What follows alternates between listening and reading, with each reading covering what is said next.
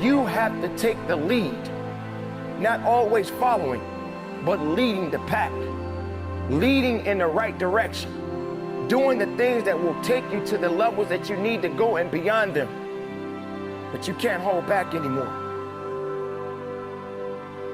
Ladies and gentlemen, you got the job, but that's not enough. Don't relax, don't settle. You gotta get bigger, stronger, and faster. You gotta get better. You gotta make sure that your work ethic, getting that job is just the beginning. That's not the end. You wanna live your dreams. You are beginning a legacy. Be open to doing something completely different. Be open to admitting the possibility that you could be wrong and doing something completely different.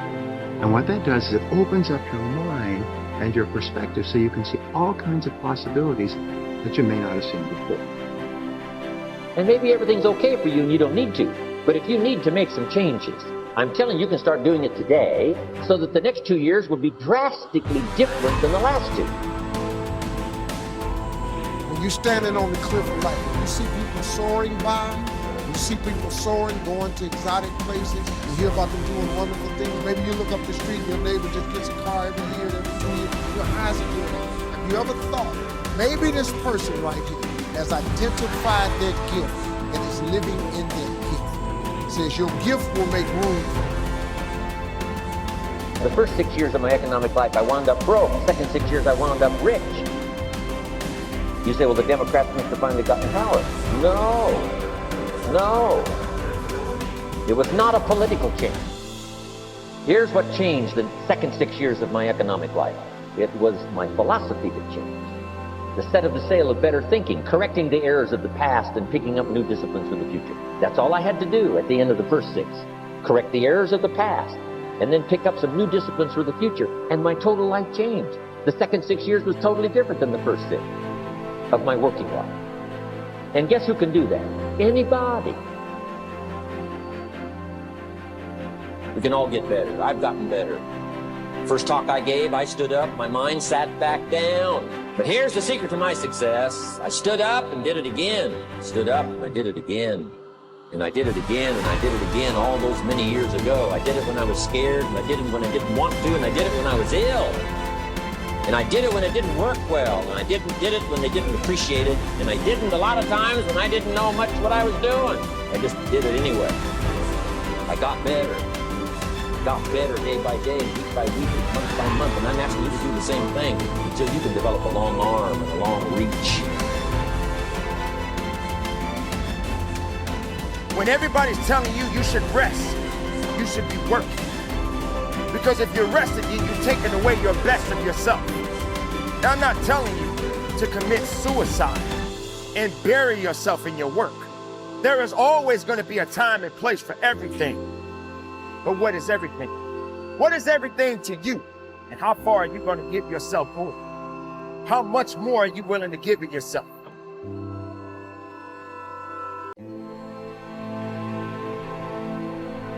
Fill your mind with brave dreams so there is no room for petty worries.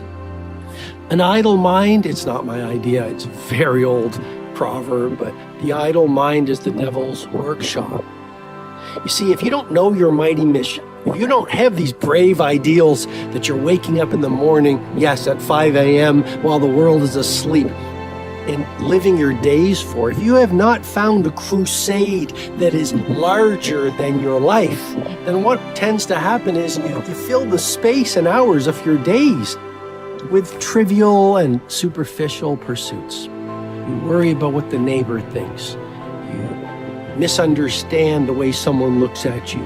You make everything some kind of you become an injustice collector when most people aren't even saying anything or doing anything against you.